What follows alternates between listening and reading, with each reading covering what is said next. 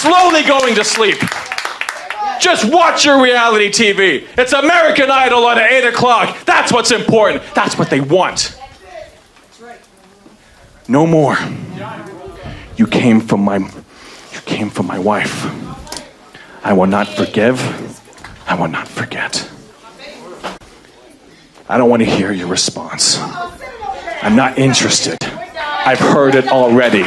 I heard it in Waretown. I've been watching you on TV, and I read the bill that you sponsored. I read the one that you were willing to say yes to.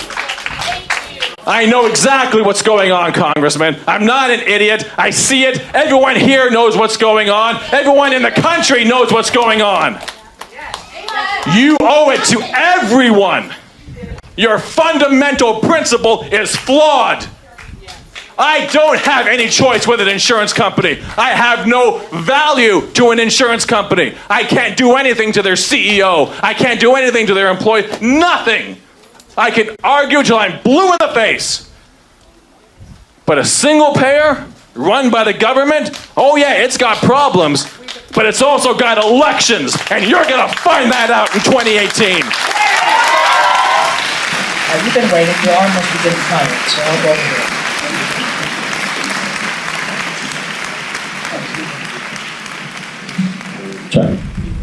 Hi, I'm Jeff. I'm a constituent. I'm from Pine Beach.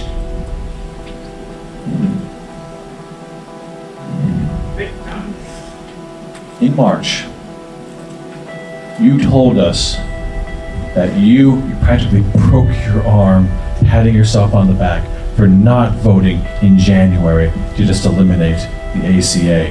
You told us that that was because you didn't think that healthcare could be solved in a couple of months. It's too complicated. It took you 3 weeks. 3 weeks to go from it's too complicated and it can't be done quickly to I've got a huge pile of excrement here that is a horrible mess of a bill that 17% of the population wanted, that the CBO said was going to kick 24 million people off of health insurance. 3 weeks, Congressman.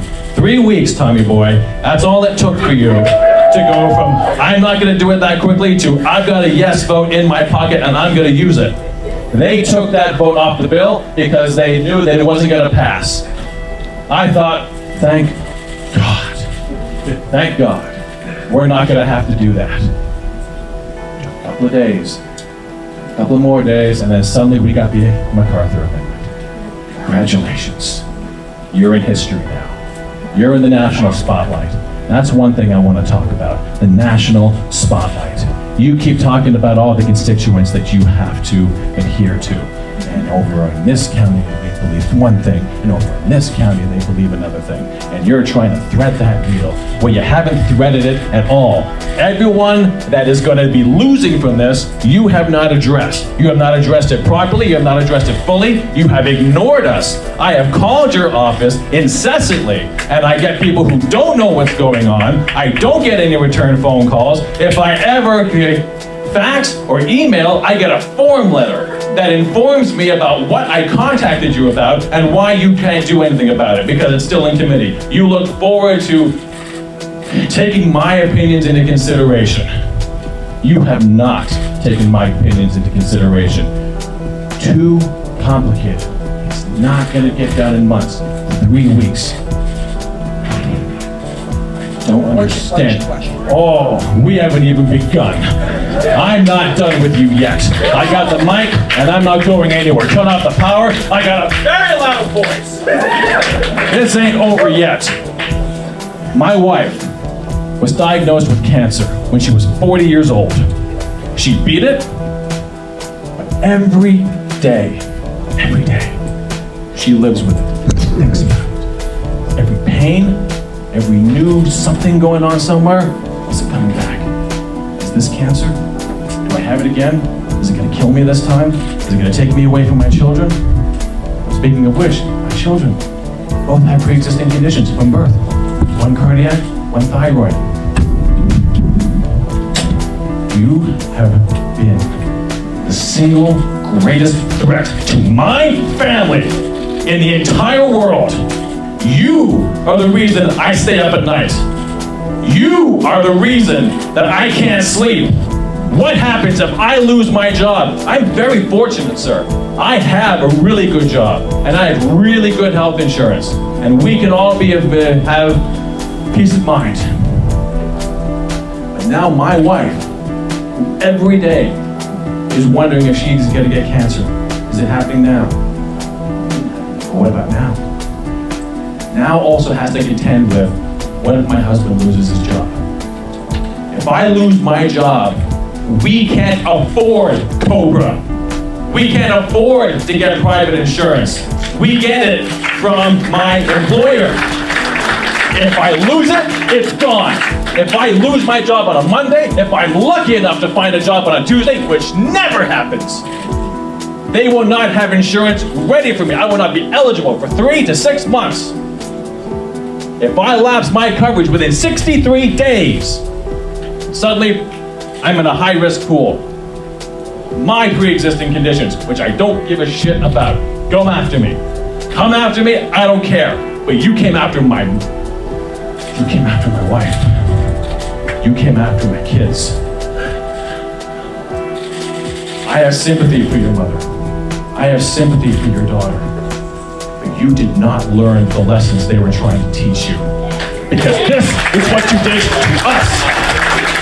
In this district, you do not listen, but your actions affect the entire country. There is no one in this country that your actions are not going to affect. So everyone's voice is important. And when 17% of the population said, don't do it, you did it. This man is correct when he said that you brought it back from death. Ryan said it's dead. Trump said it's dead. And you said, nope, I got a better idea. Last time in Waretown, you told us that you went to Congress to fix problems, that you didn't want to decorate a chair, that you didn't want to choose between being an obstructionist and I want to get something done. That was the keenness of your intellect, that you only had 2 choices in front of you. Don't be an obstructionist or make something better. Well, there was a horrible bill available to you from a horrible group of people who believe that we don't deserve health insurance. They have said it on TV, on camera, but then you're not paying attention. And that's your responsibility. They said it. They said that if we get sick, it's our fault. These are the people that are in your party, that you're working with. These are the people that came up with a plan that's going to kill millions of people. The CBO scored 24 million people off of health insurance, and they call that choice. Like we're choosing not to have health insurance if we can't afford it. That is insulting. That is detrimental to the mental health of us as a nation. But all of this totally misses the point. Healthcare is not a good. You do not buy health insurance the same way you buy a car, the same way you buy a house. Those are already complicated things to do. You gotta know about cars, you gotta know about houses, at least a little bit, but there are reasonable ways to be educated on those things and make reasonable choices. I work in healthcare, sir. It is complicated. The only one that doesn't believe that it's complicated is an orange-haired buffoon sitting in the White House. And you're working with him to take something that he doesn't understand, that he won't be responsible for, because he's going to be fine. You're working with him, you're working with Ryan, you're working with the people that don't care about us. If you want to make something better, you could have made the ACA better directly. You could have made sure that all the funding that you're saying that we need right now, just put it in there. Introduce a bill. Show me what you're made of. Show me that you know what's going on, that you can actually do something instead of siding with people that clearly, by the virtue of their own words, do not care. They want their money back. That's their version of compassion. You would buy Turkey, you would have been working working with the Democrats. But the point is that healthcare is not like buying anything else. You cannot expect people to be good consumers of healthcare. Another wonderful talking point. Thank God for the GOP for giving us that one. We need to be better consumers of healthcare. You're supposed to be vetting doctors and vetting hospitals and knowing what an MRI costs and knowing what a CT scan costs. And if I need a cardiac catheterization, how much does that cost? And does it cost different if I have this doctor or this doctor? It's completely immoral. And this is the point, Congressman. This is the point. Because health insurance as a for-profit business is immoral.